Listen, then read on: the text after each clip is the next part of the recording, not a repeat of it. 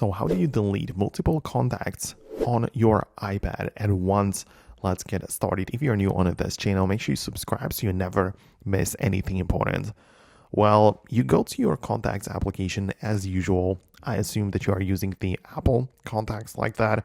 And of course, we know that you can swipe left on the individual contacts to delete them, but not many people realize that you can also use two fingers and slide across your contacts like that to select multiple of them at the same time, right? So right now you still, kind of see that you have them selected, even though there isn't any trash or a delete button, but you can hold down on any of them. It will be put together like this, and you have the ability to either merge the 7 cards together or delete the 7 contacts or however many you select at that time, right?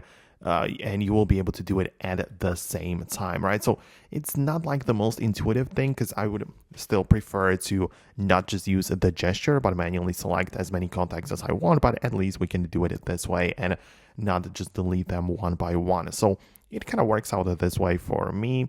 You can also go to the left panel and then delete, for example, specific lists or iCloud contacts, or if you have different accounts, you can delete those, but there will be a different way of doing that.